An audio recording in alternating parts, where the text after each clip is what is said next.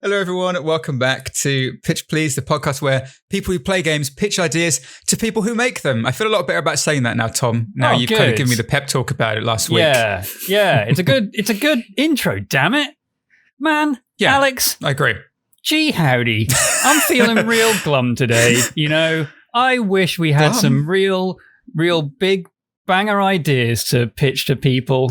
Damn, if only there was a way that we could... Can we do that on this pod? We can. This is a bit. I thought he was having a breakdown. Yeah. I was trying to find a way to break the intro again, and I managed it. Oh, boy, Willikers. I wish we were joined by two devs that I could pitch some ideas to. If only we were joined by James. Hello, I'm James. One of the two devs working on Drink Moggler. I'm James. Hi, I'm Chris, Brunch Cup developer and living embodiment of the poo emoji. Chris, I said my name twice. I fucked up my own intro. Wait, who was that voice by? Such a weird intro. Patrick Stewart. Patrick Stewart in the Emoji Movie. There you go. There you go. Chris is Patrick Stewart as the poo emoji, but not as anything else. Can you do a Patrick Stewart voice? Engage your bowels. Just like he said in the movie. Just like he says in Star Trek. Wow. So if you're listening to this, very unlikely, but if you happen to be listening to this on Sunday, on the day it goes out, tomorrow, something special is happening, right? Yes. It is actually. You should probably specify the date, Alex. So the 20th. Well, it would be the 19th today, right? If you listen to this on the Sunday, it's the 19th. The 20th tomorrow, being the 20th of July, a Monday, 2020. Before the event. Whatever that was, if you happen to be listening to this in the apocalypse at some point. Yeah, if you've picked this podcast up like during after some kind of apocalyptic event. Yeah. This took place before that. So hang on, what's the timeline? Just saying that. Today's Sunday. Today's Sunday. Unless tomorrow this is the future in which it's the cool apocalypse. Thing happening the day after the event. Monday the 20th of July. What's the event? 8 p.m. Yogscast Twitch channel. Alex, what is happening? Jesus, this is like the worst sponsor ad ever.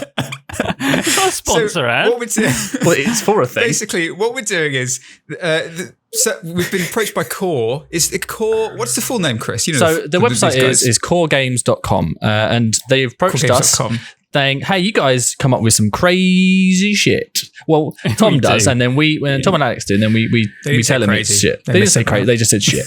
And they've challenged us to use their new game engine, which is based off Unreal Engine, to come up with and make a game in 3 hours.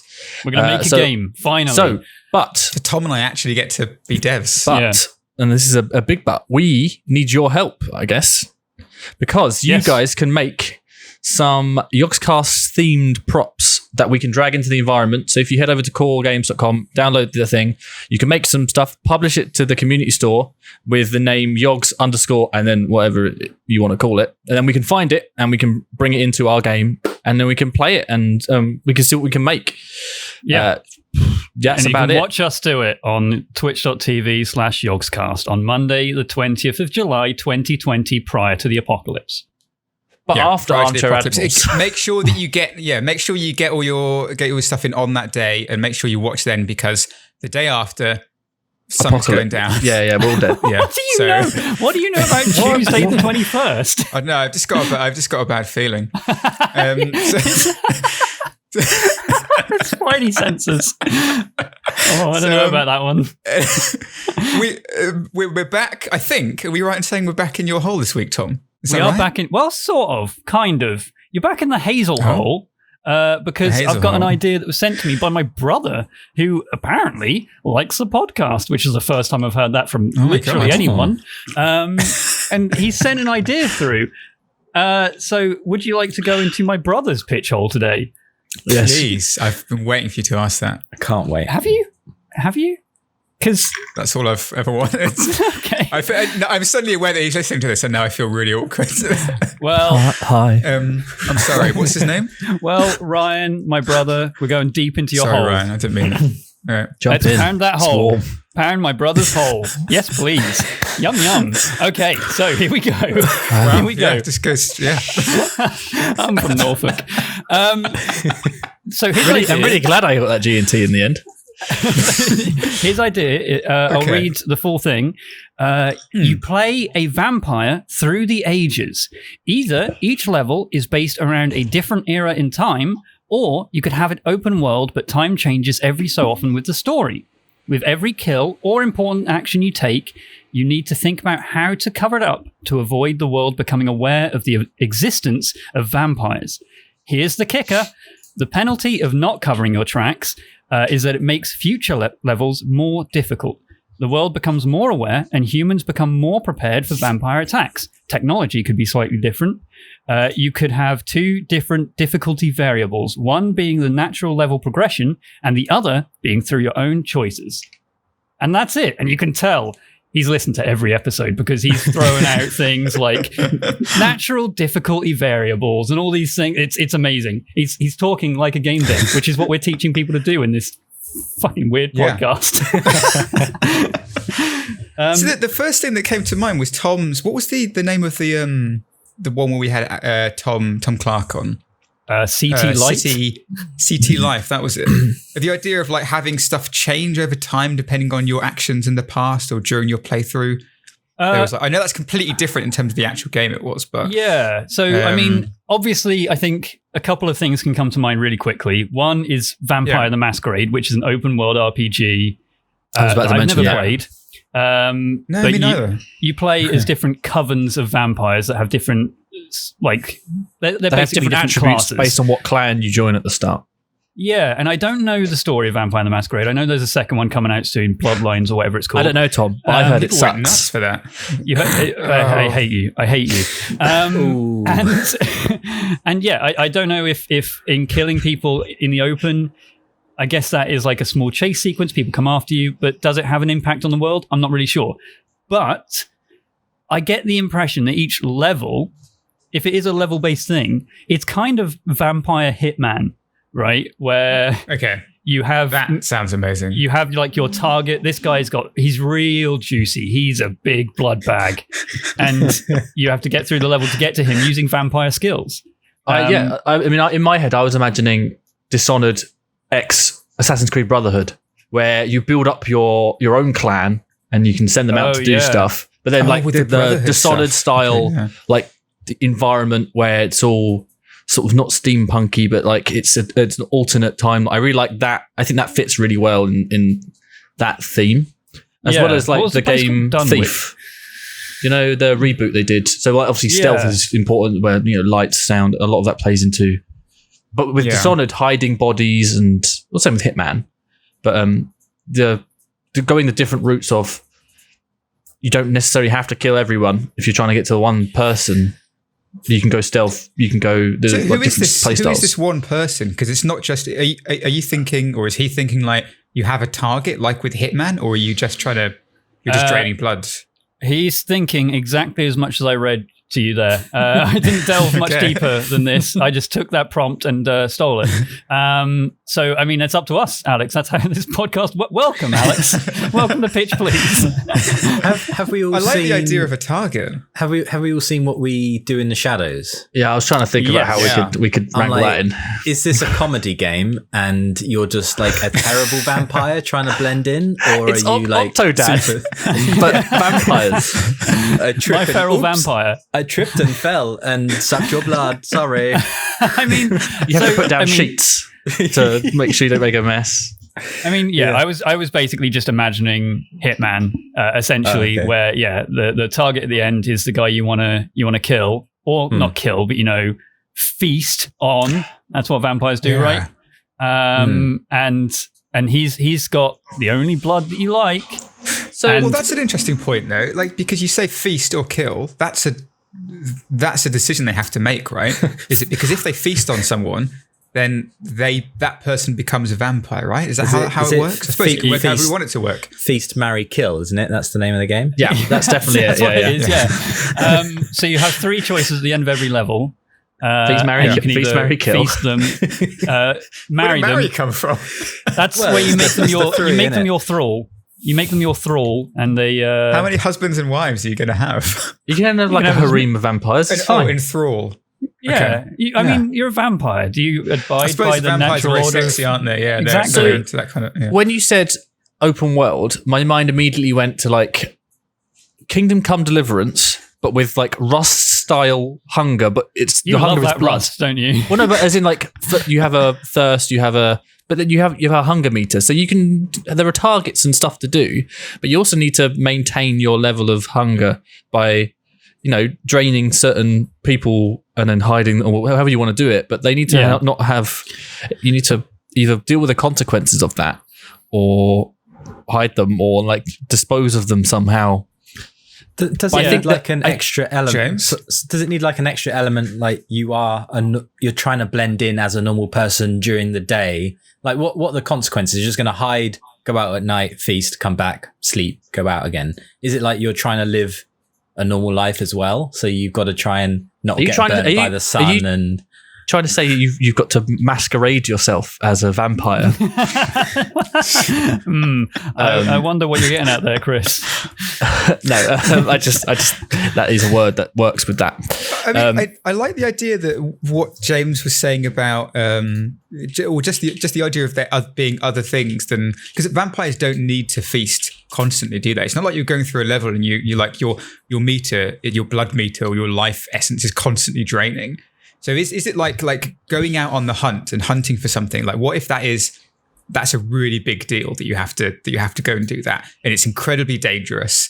Like it's very easy to get caught. It's a long con thing. You have to maybe what if there's like a whole relationship thing? You have to you have to entice someone element where you've got to well, it could be or like maybe if you have to track someone down, you find like a lonely person in the city, and then you follow their movements. You're like, okay, I know this person lives on their own. I know they go to this coffee shop at this time or whatever, and so you spend the evenings. Not every evening you're going out and draining a target. You're looking for a target that you then follow the movements of, and then you're like, tonight's the night, I'm going to go and do it. I'm going to break into their house. And maybe that's the aspect that Ryan is saying, is that, you could just randomly pick a target, but maybe maybe it's the like governor's daughter or something, or the police chief's son. And it's like that then incurs the wrath of the police department or something. So you've got to be sure that the person you're picking doesn't have any connections, or is like a low down person in the hierarchy. So there's a lot of this game like research, like researching your. It's just got a big wall with all the pictures of people with strings. Who are they connected to? Who can I bump off and no one will notice? In Vampire Masquerade, I feel like there is a class of vampires in a particular house or whatever it is. I can't remember. Clan. That can only have like noble blood or not rarefied, but of a particular family, like elven elven blood. They can only have blood from people that are rich for whatever reason. I can't remember. Right. So maybe that's you. You can only have blood from well-known people or famous. I don't know what makes their blood different, but it's just full of cocaine, and you just need it. Keep away from the celebrity endorsement. Drug blood. So, you need drug blood. Can I ask, in everyone's minds, where, I know you said over a series of time, but where is this set in your head, Alex? When you imagined I'm imagining Hitman, but in a kind of, but like at nighttime, like neon rainish, Sleeping Dogs. That's what I'm imagining. Okay. Sleeping Dogs. So modern then. Because I was thinking, I really wanted a cyberpunk, like a gritty cyberpunk future vampire. city vampire game. Okay, right. Like it's an evolved Nice world city. they know exists. Like they know vampires exist. Because a lot of the medieval ones, like when you see them, it's all myths and legends and whatever. But what if it was a world where, they know vampires exist? So there are vampire hunter like squads. It's like Deus Ex, but so it vampires. Starts with everyone knowing that you exist, and I guess having some basic defense against vampires. I feel like a lot of the things, common themes with vampire games is that they're all like, no, don't get caught because you'll uncover the vampire society. It's like, what if people knew they existed? What if they were like their own faction? Like, okay, what if it's they've just discovered vampires exist? So right at the very beginning, they've got very basic defenses against you. Because if it's a world in which everyone knows vampires exist, they'll have defenses already put together. But that's where you can get crazy with it. You can come up with these weird defenses. Like it could be one of your guys is in a fucking hall of mirrors and you can't see your own reflection. So you're just walking into walls. But unless vampires do exist, but they're not the only big threat. Like, what if it's like a what is it called? The Telltale. Wolf Among Us. Wolf Among Us, kind of thing. So where it's like there are lots of these different kinds of like that shitty Will Smith movie that exists in this city. Bright. Yes. That Netflix one. I didn't see that. But yeah. But there are vampires, but there are also fucking, I don't know, orcs, werewolves, or just other werewolves. Yeah, there are also werewolves and pixies fairies and things. Yeah, so I do like. I really enjoy the idea of modern, like, or sort of futuristic fantasy, like those combining those two things. I think is interesting. Yeah. You don't see it often enough, isn't it? Yeah. Wait, what's that? We just call it Blade nice and then Runner underneath. So we combine both things, right? Wesley Snipes, Blade. Wesley Snipes, Blade, Runner. Okay. Sold. So yeah, and I guess in the increasing difficulty as well, I guess if it's level based, where maybe it's multi-tiered level, I guess the research stage where you try and find the person to kill, then the single them out in a particular event, and then actually going on to the hunt stage. I guess if you mess up any of those stages, then you get spotted, and then everyone starts to recognize you. Everyone then, if it's as people have just discovered vampires exist, they start to develop new weaponry as time goes on. So the later levels, they've got like, I don't know, stake guns. Maybe there are just less people out during the day cycle. So, the other way. People aren't out during the night because they know vampires can't go out during the day. It's a vampire curfew. Yeah. It's harder to find people later in the game, or you've got to go out in the day. Have we not thought about like what Ryan's initial idea was? That from what I understood, are you saying basically that you will go through different ages? Was that the initial idea? Like you maybe start that's off... a good point actually. So I guess vampires, they're immortal, right? Assuming they feast for long enough. I want to see a caveman vampire. Caveman vampire all the way through to cyberpunk. Still in a dapper suit though.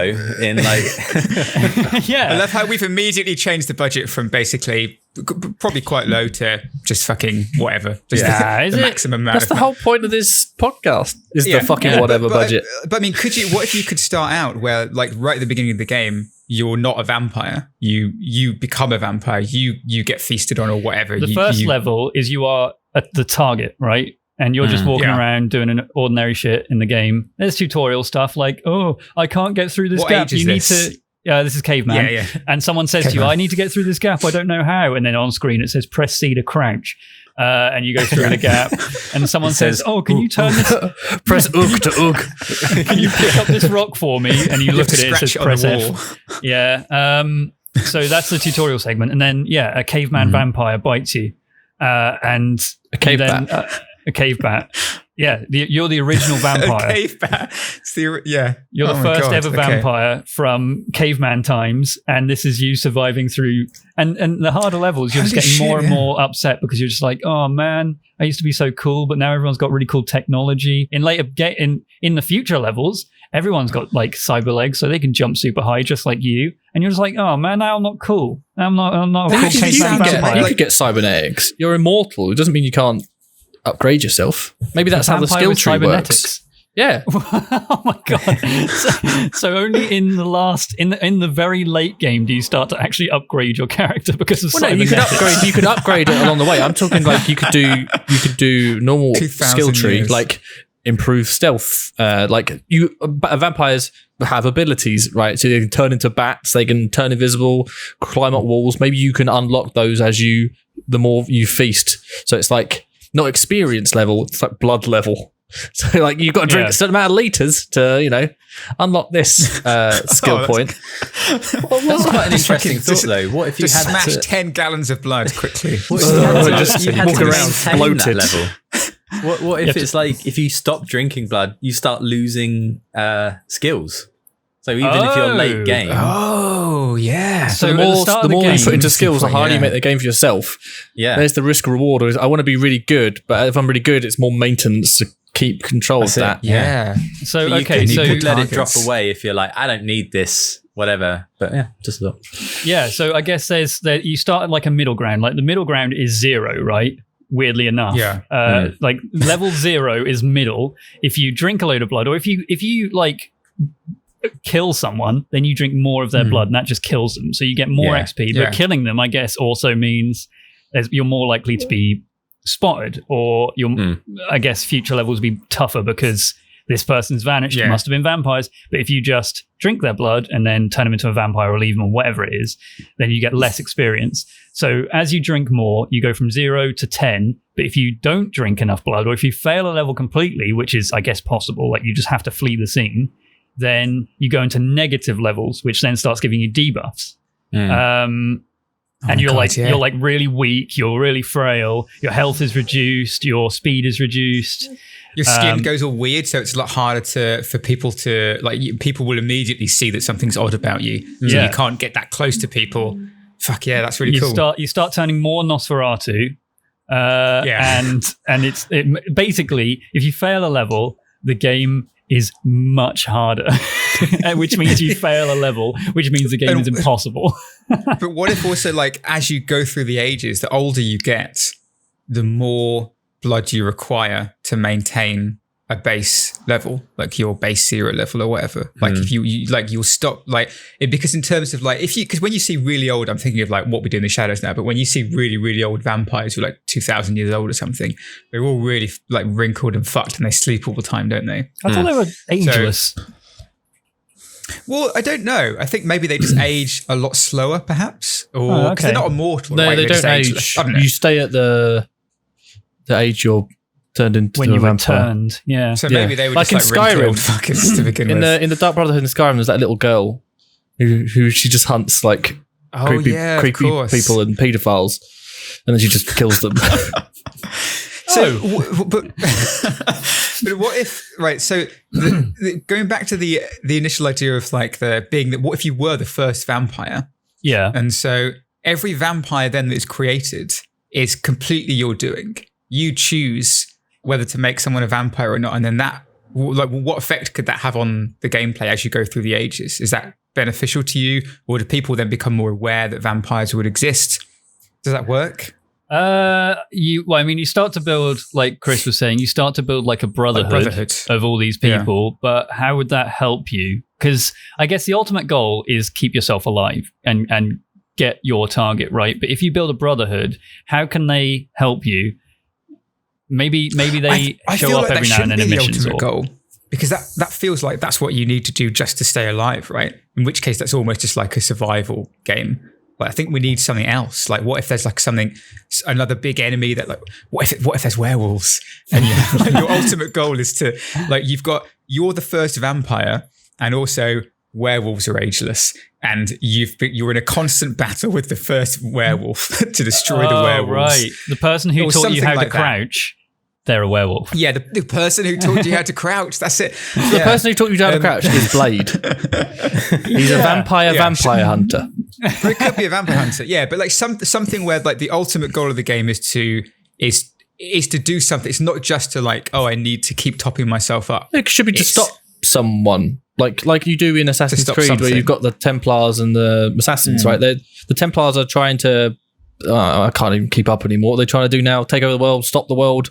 I don't know, shout something. Stop the world turning. Just stop the world, and then you, as the assassins, have to, stop them by killing certain people in their structure, their hierarchy. So maybe it's a similar story to that, like in Shadow of Mordor, right? So you work your way up a hierarchy system.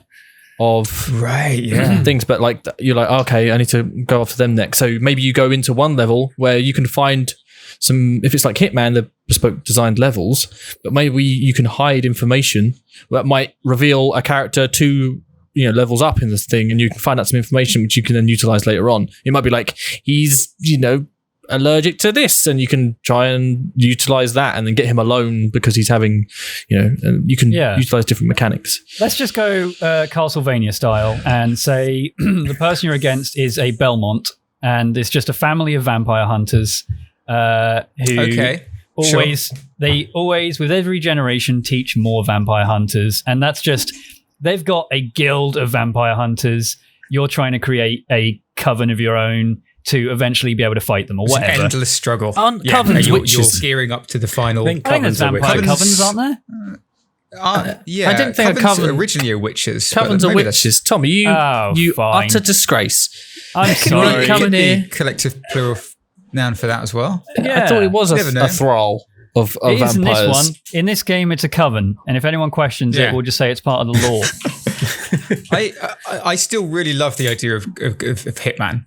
Like, it's called a clutch. Fantastic. Oh, you can call it a coven, but people call it a clutch or a brood.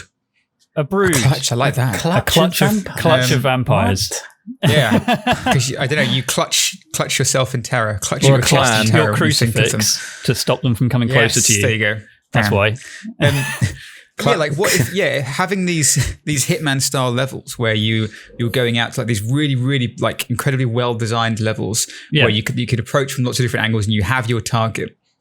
Could that work in terms of like if you do a bunch of, because I really like the idea of doing that research first of like, finding a target and finding like of it being a really big deal when you go out and drain someone. It's not just like, oh, there's a guy there, I'm going to just fucking suck them off now. That's the exact term that vampires use. I'm going to go suck off that man. Is that part of the story? Maybe you think you're the only vampire, and then you start hunting a person, and then then you go to bite them, and then it's like, oh no! I am also. I'm just sucking dust here. I thought you were going to say like this is like a love story. You go to bite them and notice they've been bitten before, and that's it's actually a romance game. It's like 50 Shades of Grey, and it's just called They've Been Bitten Before. 50 Shades of Blood.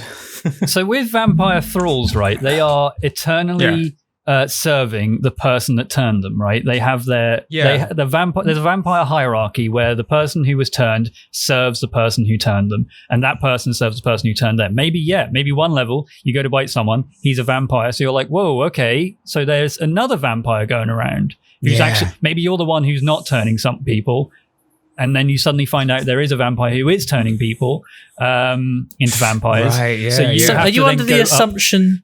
Are you under the assumption that you're the only vampire? You think I must be this crazy? It just happened. I just woke up. I can't die today. I'm really hungry for blood. Look, like vampires are so secret. Like, I feel like in a vampire society, there must be a vampire somewhere who just assumes they're the only one because the society is so secretive. How are you going to know? Like, how did they become a vampire? Vampires are signposted. They were bitten by a vampire bat when they were a caveman. We've been over this. I was going to say, like, I was bitten by a vampire. I'm a vampire, therefore I am the only vampire. How did you get bitten? Oh, by a vampire. Well, you can't be the only vampire. No. Okay. I am the only vampire. But like, is the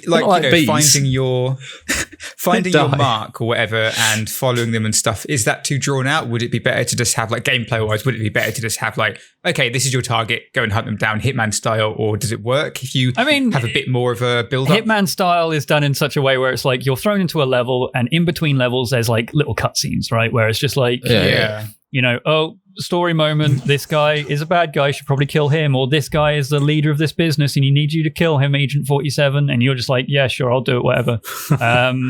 I guess, you can have little story moments in between the levels where it's like, I found a guy, he's really juicy, and oh my god, his blood, oh my god, I need it. If those I appreciate not going for the apartment. Sorry, Chris. Right, I was going to say, I appreciate Tom not going for the stereotypical vampire voice there. No, this is a vampire from Brooklyn. Oh, Transylvania. Heavy Transylvanian who was very gruff, like a gruff American. Then that was nice. Yeah, this is hey, I'm sucking here. I'm sucking here. I'm sucking here. Yeah. Oh. So that's the character. He's a very Brooklyn vampire. He's from New York. He's from New He York. can do any accent. He's a caveman. He's been alive long enough to be able to replicate perfectly. Maybe he hasn't replicated accents. That's the thing. He is exactly as he was when he was turned. So when he was a caveman. Hey, I'm Morgan here. Here. So yeah. How that's what the in your character is. mind again, I sound like a broken record. What's the game mechanic for finding your target here? Because that's the only thing I can't picture. Like, do you have to go take your character to a library for 3 hours and scroll through public archives? Like, James mentioned the board and the strings and stuff, right? Like, what if, like Tom says, you've got the Hitman style levels, and then in between them, instead of a cutscene, you're back in your shitty Brooklyn apartment, and you've got a bottle of whiskey because that's the only thing you can only drink spirits. You can't eat or drink anything else. You can just drink spirits for whatever reason. Is that a thing? I don't know. He means ghosts. Make our own lore up. You can't pick up any items. You can go through doors just like vampires do. Have you guys played Nightcall? No, I know. Taxi driver. Yeah, Nightcall is basically like you play as right at the beginning of the game, there's some kind of horrific murder. And I can't remember exactly how it works, but basically like... Unlike those non-horrific murders. The chief of police like appears in your taxi and is like, okay, we think there's some, I don't know, you have some kind of connection to this killer, or you might know something about them. You have to keep a lookout. At some point, they're going to come into your vehicle, and you have to let us know. You have 2 weeks or whatever. Let us know who you think it is. Basically, it's something like, I can't remember what the setup is, but it's basically that. And so the game is you're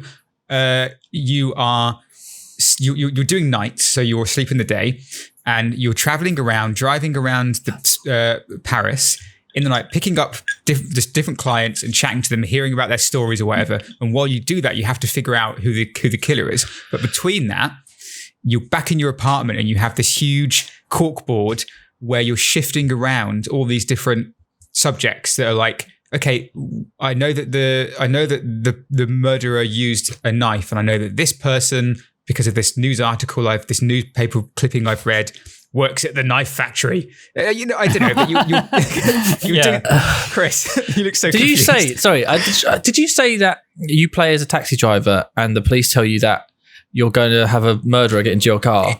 Yes. Right. I wasn't saying it was a realistic setup. This is very much like the film Armageddon, where they train miners to be astronauts, not astronauts to mine. Why can't they? Police can drive. Hello, Mr. Police Detective. No, that was it. Please be an undercover taxi driver.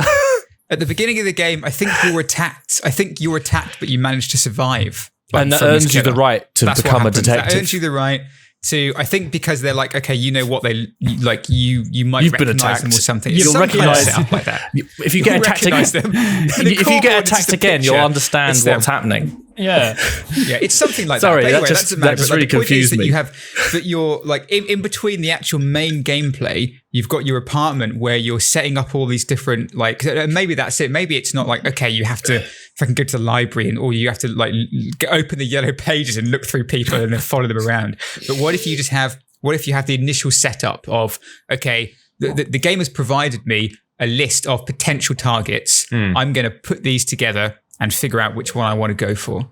You could do it maybe in conjunction with what I said earlier in terms of finding information out on the level that you were on. If it's hierarchical, you know that they might have information about the person above them in the hierarchy. So the more, it means that you don't just go in and kill. You go in, you stay stealth, you look around, gather information about the next person you're going to kill, and then you make your kill. Yeah. So if the targets then, could the targets also be like you have two different, you've got the victims where you just need to feed from them, but then you have the vampire hunters that you're trying to, there are specific, pawns within this vampire hunter, the Belmont family or whatever it is, that you're trying to take out and get more information from or something. I mean, just to touch on what you said before, I still like the idea that corkboard thing. Oh. Oops. Oh. Sorry. Hello. Sorry. Terrible connection. I was just going to, before we move on, it's just that vampires have familiars in common law. Maybe you've got someone that go and collects targets for you. That's how the corkboard is populated, is that you have an underling or a familiar that you bully into going to get targets for you. It's like they go and... Of course, yeah. Yeah, and maybe that you could even incorporate a management element into the game where you've got a map of the city or something and you say you send your familiar here. It's like, go scout this area. I think there could be someone there, and they come back with a list of targets. Yeah. And they have their own skill tree. Cool. Skill tree. I like that. Shit, why not? Sorry, Tom, what were you going to say? So wait, so you are a vampire that was made into, let's just say that you are, as far as you know, the only vampire. For whatever reason. The little vampire. The little vampire that could. You've got a thrall, someone that, I mean, vampires have loads of different powers, right? They can turn into mist, they can fly, they can seduce people, they can obviously bite and kill and turn people and whatever, hypnotize and all of these different little things. Maybe there's one guy that you've hypnotized, they're your little familiar or whatever it is. And you're just like, right, you go out in the day, find someone for me. And in Hitman style, he then comes back in between levels and is like, yep, there's this dude here. He's real juicy. You'll love him. And you're like, right, cool. I'll go after this guy. And that's just what the level setup is. Juicy dude, loads of blood. You go and kill him. Then you find one that has a bite mark on him. You get to the end of the level. You spend a load of blood points or whatever to kill this guy. And he gives you no reward because he's got no blood. So you're like, okay, this is okay. Now I didn't do this. He's got no blood. Because he's a vampire. I see. Okay, right. So you're trying to discover, you're basically trying to break into a vampire organization and maybe shut it down because you're like, this vampire organization, they're doing things more aggressively than you are. If they go too wild, then, they are going to make vampires a fact in the world and you want to stop that from happening. So you're trying to take them down. Chris, what's up? I was trying to figure out a way of making people have a threat. So when I was talking about gathering information and gathering intel in previous levels, I was trying to figure out a way of making them want to do that. Because if they're just given it anyway, what's the point of doing it?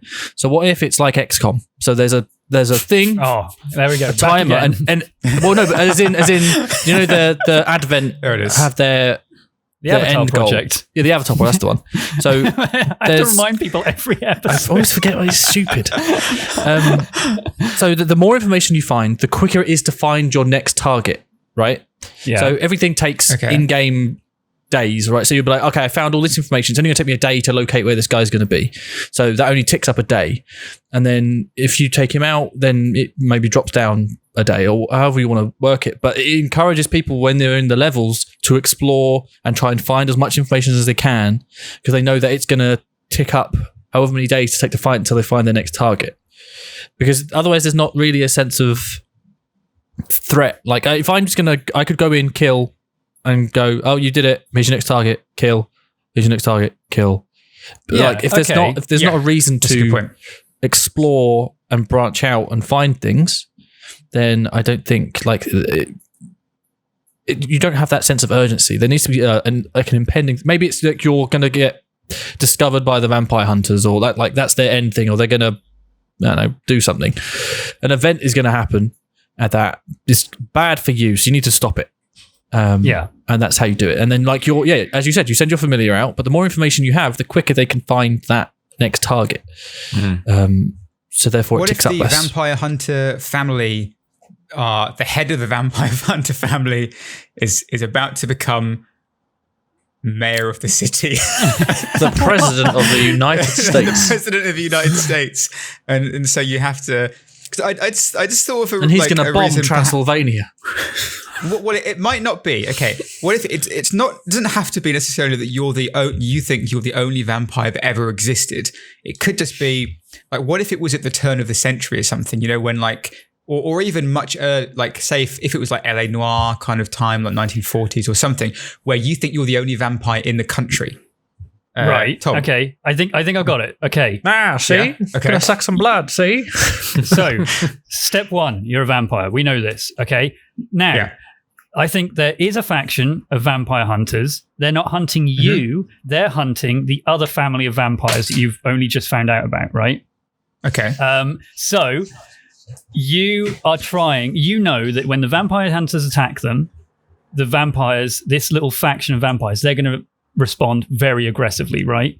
So you're like the good vampire who's like, right, I need to break my way into the top of this vampire faction to try and stop this from happening, or maybe even break my way into the top of the vampire hunter faction to try and stop this all-out war between vampire hunter and vampires from happening, because then that'll just be chaos if so all you're the vampires trying to preserve start the balance, basically. You're trying to keep the balance, maybe by, I don't know, killing off one faction yourself, or I don't know, You're like a rogue element, you're not supposed right? to kill other vampires, are you? That's really bad. Vampires killing vampires. You're like the rogue element that is kind of whipping between the war zone, trying to navigate it to try and stop it from ever happening before the war begins. And maybe like the level structure is done in such a way where XCOM is like stuff happens and you're reacting to it at random times. Maybe you only need to feed once a week, right? And in the 6 days between the last feed and the next mission, you can then do little bits of research to try and pick the missions. If you don't manage to get like a story mission in 6 days, then you kind of have to do like a little one-off mission to get more blood or whatever. Okay. Is there like a... Sorry, go on, Alex. No, I was just going to say, what, like, relating to that, what if the idea of feeding, okay, say if you know I have to feed within, like, in 5 days' time, I'm going to have to feed.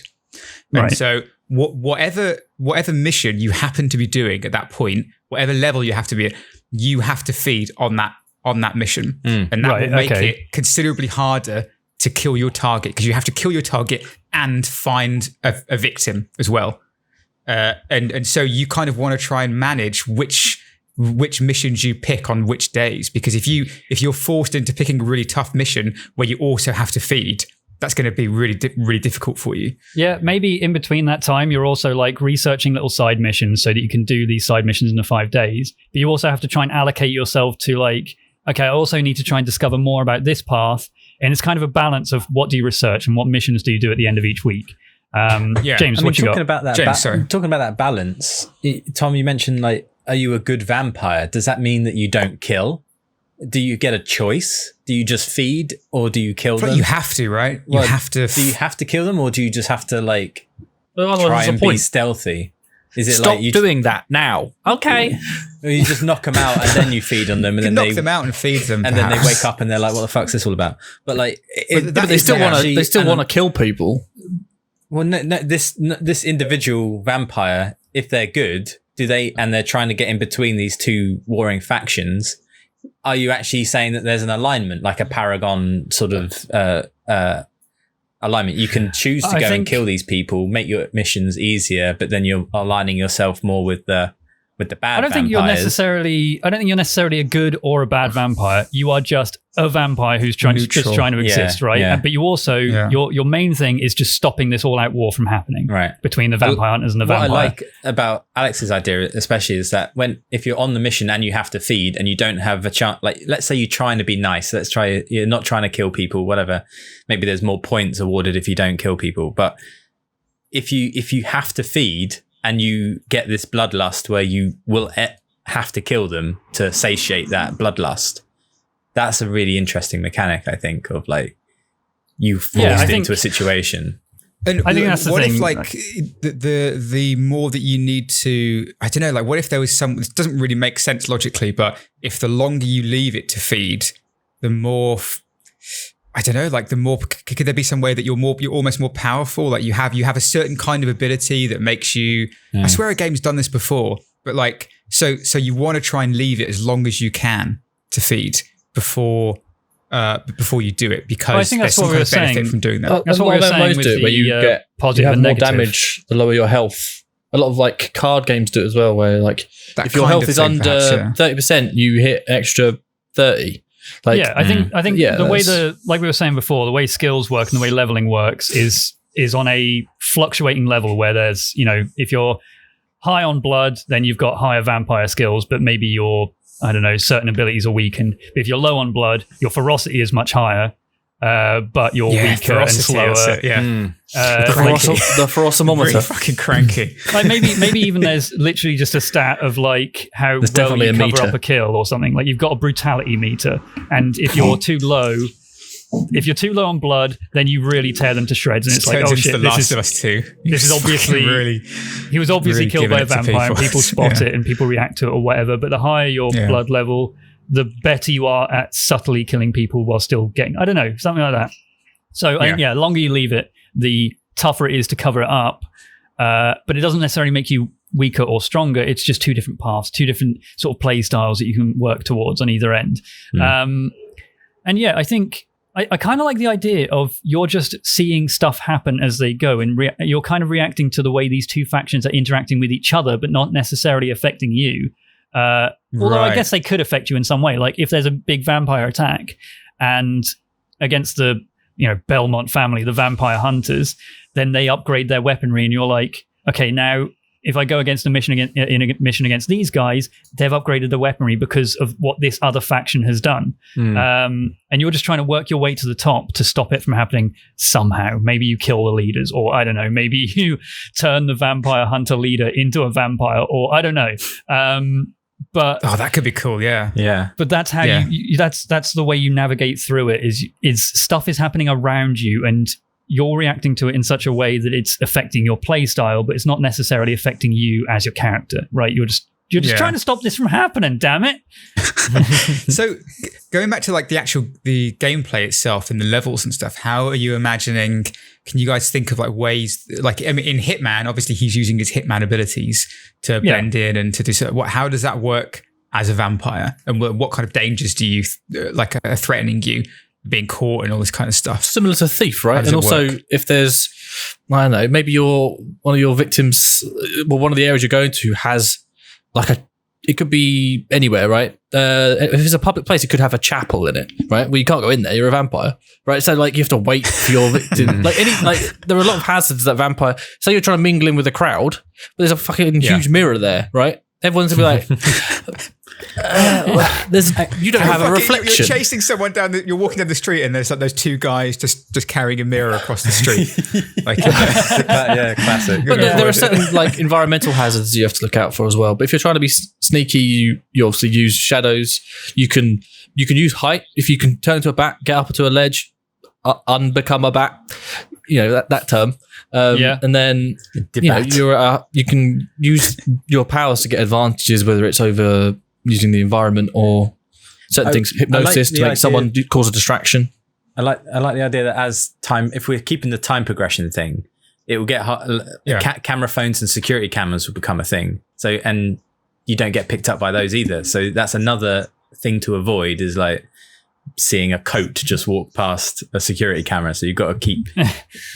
Oh shit! Yeah, you have to avoid security cameras completely. Yeah. The thing is with Hitman, though, there's a lot of the ways that you can kill people is accidental deaths, quote unquote, where you rig a barbecue and it explodes, or you cut the line of a chandelier and it falls onto him and stuff like that. So you can kind of mask your kill to make it look like an accidental thing. Whereas in this, I think the main thing is to separate your target from everybody else. Right. Yeah. And maybe you've got like a limited seduction, I guess, where you just convince someone. You're just like, right, you need to go talk to this dude, get him out of there somehow.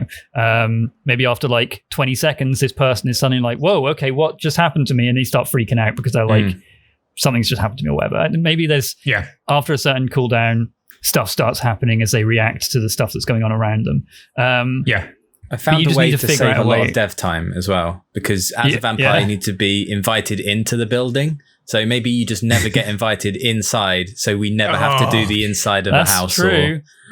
Very good. You have to seduce the right person to invite you in. But seduction is very obvious when you do it. You're like waving your hand in front of them, and there's like sparkles and shit. It has a casting like a pocket time. Watch out! It's just like so you can't do it to like the bodyguard on the front door, because the other bodyguard will see it. So you have to try and find someone of authority to let you in. It's kind of like picking up outfits in Hitman, except you're trying to pick up the right person who has the right access. Right. This guy has the key card. Sherbert.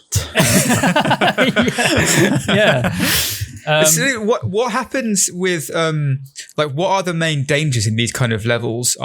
If you're trying to get to target, like, is it mostly the general population noticing you? Like, is that what's going to, or are there like you say, bodyguards, or they're like army, or they're like secret other vampires? Do you have to watch out for other vampires potentially that you don't know are vampires? Depends on the style of mission, right? Like if you're going against like a rich noble guy, then it's going to be heavily defended, or maybe it's going to be a party that's full of people. So that's one like difficulty of trying to separate your guy. Maybe you're going against like the easy missions, you're just killing some randomer in an alleyway, right? But that gives you shitty gooey blood, and you don't want shitty gooey blood. And then obviously if you're going against the vampire hunter faction missions, then they're heavily armed, like they know you exist. So they know exactly what to look for. If you're going against the vampires in some form, then they're vampires. That's a different mission entirely. Yeah. So they're hiding in shadows. They're doing exactly what you can do. So both faction side missions, I think, have their own difficulties and things you have to plan for. And then just the general human feast missions, they're just Hitman, right? Basically. I could really see some potentially good Assassin's Creed style multiplayer coming out of this as well. What? I think that could be... What? Wow, I've never seen someone look so disgusted at an idea. Well, I mean, no? I love Assassin's Creed multiplayer. You bastard. But also, where'd that come from? So you've got, if you've got... I understand what he means. If you have like a vampire, say if it's 3-player, right? You've got one vampire or like 2 vampires and a vampire hunter. Or even if it was just basically that, if it was literally like 2 vampires, 2 vampire hunters, and you have to figure out who the vampire is. Oh, okay, yeah. That is pretty cool. That I think that could be kind of cool. And the vampires have to drain, like maybe with the multiplayer there is like a very basic, you have a drain meter, it's going down quickly, you have to feast on people. Yeah. Something like that. That could be really that's cool. an entirely new game. Great. That's a completely different thing. So does anyone feel comfortable summing up what we have here? I'd like Chris to do it because he's looked confused the entire time. Well, honestly, I'm not going to lie. And I feel like I'm getting ahead of myself, ahead of the podcast here. I was trying to figure out reasons why I want to make it. Because at the moment, I'm a hard no. That doesn't sound good. Really? Wow. I'm a hard no. Why? I'm a double no. What's your problem? What? I don't know. I'm trying to find reasons of why I would enjoy it. Like, I know this is really not the response Tom wanted when he asked. Vampires. When he asked, I don't know. I can't. I don't know what it is. Like, I don't understand the story. Creed? There's like a. I love Assassin's Creed. I like both of those things. But okay, I don't. Fine. I'll recap then because Chris is being a negative Nancy and he wasn't even listening. Give me time to think. Right. So Chris. Specifically Chris, because I feel like James, how do you feel so far? Maybe I can convince you as well. I kind of don't want to say until after you've done the re-pitch. He's holding it. Do you not like it either? Fuck you, Ryan. Do you not like it either? There are elements that I like, but I'm sort of in Chris's camp here where I'm still not 100% sure what it is yet. I kind of like it. All right, fine. Okay. All right, well, yeah, you might change your minds now. Let's get the I'll re-pitch. do a recap to give you a solid idea of what this game is. It's called Vampire the Masquerade Hitman Edition. So it was called Blade Runner. No, that's the cyberpunk version. Yeah, so you are a vampire. You think you're the only... Well, maybe you don't think you're the only one, but you're pretty sure you're one of the very few who needs to feed on humans. And there's 2 stages to the game. The hunt stage and the research stage. We'll call it something cool. And in the hunt stages, you're basically, trying to find your target in a intricately designed level where there's certain solutions to get what you need, but also multiple ways to fail. You've got vampire skills to navigate it as well, going invisible, flying up into the roof thing, and seducing people or whatever else. Vampire abilities, but you have to be invited in as well. So that's stage 1 of the mission, is get invited in first by seducing the right person or whatever. In between missions, you are able to send out your little familiar dude, or maybe you do your own research or whatever, where you try and find the next target for your missions, which after 6 days you have to do because you have to feed every 6-7 days. There's also this sub-story of the vampire hunters as one faction preparing an attack on this other group of vampires that you know about. And you know that when they finally clash, that's what the final countdown is, right? There's a countdown going on of the big clash between the vampire hunters and the vampires. You know that when that war happens, it's irreversible. Like, that just decimates, I don't know, New York or whatever. It's the event. That's the event that I was talking about. That's the event on Tuesday, July 21st. And you know that you want to stop that from happening. You're not necessarily a good guy, but you want to stop this from happening because it will just destroy vampire and human relations for the rest of time, of which there's currently 0. Whatever. I don't know. Fuck it. And it's a bad thing. That's the kind of confidence we need, Tom, in this. That's the confidence we need. So once that element is introduced, that's when you then do different levels of research. There's, finding your target so you can feed and upgrade yourself or whatever. But there's also the Vampire Hunter missions and the Vampire Clan clutch missions as well, where you're trying to find the targets to stop certain rogue elements inside of these factions of doing their little tasks, so that the war eventually simmers down or just stops happening, or maybe you wipe out a faction or whatever. And that's when you can then allocate certain time to finding your target, finding the best target for you to feed and just survive through the game. And also researching different targets within each faction. So you can then do faction missions, which is the main story. And that's what the game is. And honestly, I don't think it's too bad. Chris, James. Chris looked like a kid in a history lesson when you were. I know that's being horrible about history. Love history. What is your problem? Just not that. Hell? What's wrong with it? There's too much going on. No, is there? I don't think so. There's. Was that an agreement from James there? I feel like there's. Yeah. There's. I have no idea what the fuck's happening. There's 6 day missions. There's a day mission. You've got to wait for 30 minutes. There's something missing, and is it a good idea? I've had this thought. I've had this thought in my head since Alex. God. or whoever said. I'm so sorry. Sorry, I've got this thought in my head. I've got to get it out. Whoever said that this guy was a gruff like New Yorker. Since then, he's a private. Like 40 minutes ago. He's a private investigator.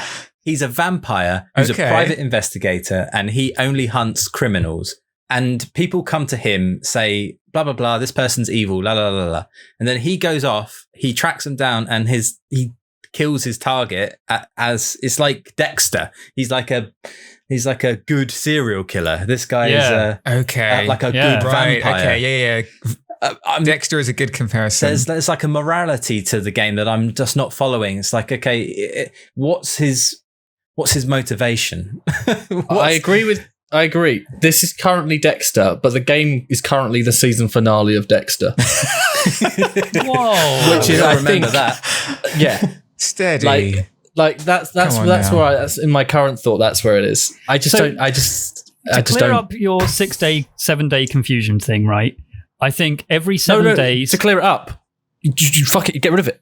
No. I think every 7 days you have to do a mission because you have to feed, right? 7 days. And I like the feeding idea. Right, and at the end of the 7 days, basically your progression within your amount of research or whatever into these factions, into these feeding targets, determines what mission you can do at the end of the 7 days.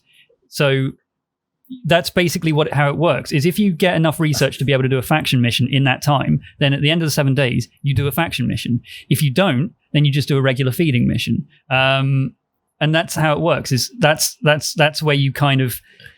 Oh no, you're right, Chris. Fuck I think it's basically it's not that. Hitman I think with a bit of XCOM in it.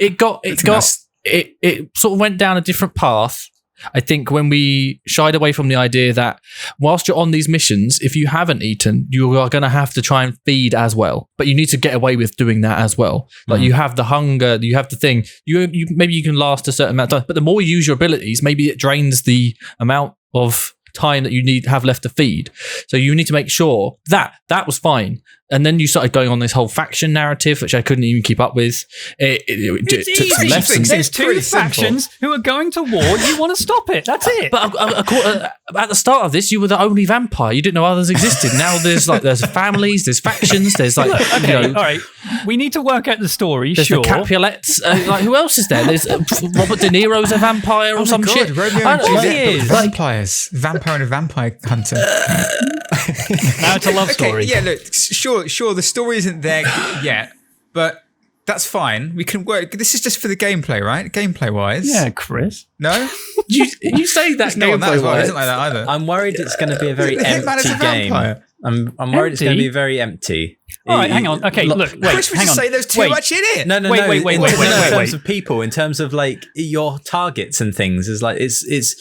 I don't know. Is it just purely stealth game? Is that a bit? Now I want too much. I want to just clarify. I want to clarify what Hitman is. Okay, because a lot of people love that game, and Hitman is exactly that. It's you have a target in an intricate level, you kill him. That's the end of it. And in between the story elements is like, hey, you got a new target. And you're like, yeah, okay, cool. And you just do that level. And that's why we mentioned having to find research, and the more research you find, so the more you explore the level, the more you. But now you're saying you don't like that. No, that was my idea. I said I liked that. So what's the problem?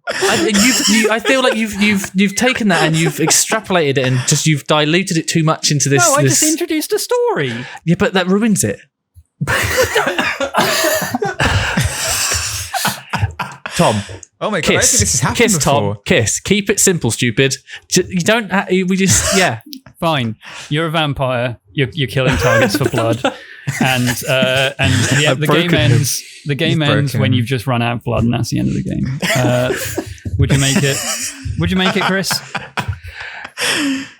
With some caveats. Yes. There's no caveats now. The caveats have been made. I've cut out all the bits you didn't like. Would you make the game if you liked it?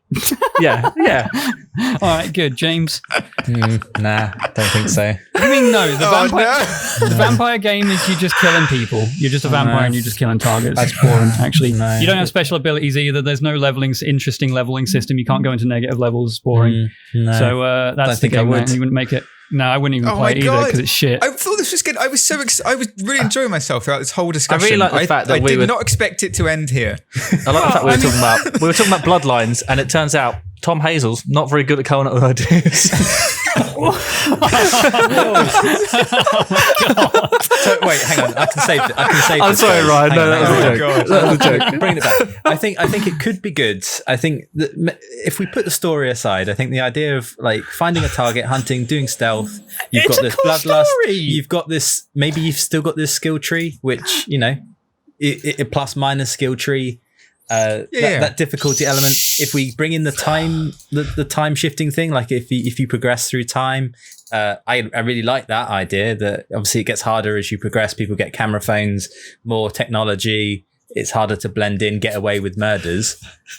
I think that's really cool. I think the idea that you're just a vampire and morality be damned, you are just a vampire. Maybe you're a bit torn up about it. You don't like killing people, but you have to do it. That's an interesting spin. I don't think you need all the other faction bullshit. So what's the game? What's the game? Tom then? looks livid. But what are you doing? What's the purpose? Just survive. Just survive. That's the thing. That's what I agree. There has to be a higher That's purpose. That's what the event countdown was. But what's the event countdown? Everyone gets camera phones. That was Tom's idea that you just said was shit. No, that was my idea. It was the advent thing. Yeah, the advent thing is all out war between the vampire hunters and the vampires. Yeah, but you added so much extra shit to it. No, I didn't. If you did. But if there was like, Chris, you've got to spend 7 years researching, and then there's a lad. If there's an event and a countdown, right, and you're trying to stop this event from happening, all out war or just some other story thing, how do you stop it? I'm gonna say, I guess maybe I was so bored that I stopped listening. And then maybe that I didn't, maybe because of that I don't understand, because I must have missed something, because I just don't get it. Okay, so look, I don't remember zoning out, but it's very quite clearly divisive. Tom and I versus the developers. I think it's a cool game. Whoa. I think I'm more of a maybe if it's based on what I said. Okay. No. Put yourself in that place. You're a no. And if you Chris, can argue your point, you're on Chris's side now. Devs against the pictures. All right, so we're going to have to end this podcast because it's gone quite a while. It's going to be a fight. We need to go and have a fight. But full fists are going to be thrown. 20th of July, the day before the apocalypse, we'll be streaming live on twitch.tv/Yogscast, right? Like hell we are. And don't worry, we're not making a vampire game. But what time is it? What time is it, Chris? Do you guys 8 p.m. know? Just after 8 p.m. Armchair Admirals. GMT, okay, summertime, whatever it is. Also, we're into the second week of Tiny Teams Festival. So if you're interested in submitting a game, if you have a game that's on Steam and you want to be part of it, you'll get amazing visibility from it. Please take a look, yogscast.games, have a look there because it's going to be fucking great. We've got some amazing games in it that I'm so excited that I don't want to say it because if I say them, I'll jinx it and the whole thing will fall through. That's Brunch Club and Drink More Glurp. And Brunch Club. Just check out Tiny Teams. And Drink More Glurp. But yeah, holy shit, thanks very much everyone for listening. Thanks, Ryan. Sorry, Ryan. We'll see you next week. Bye. Bye. Wow.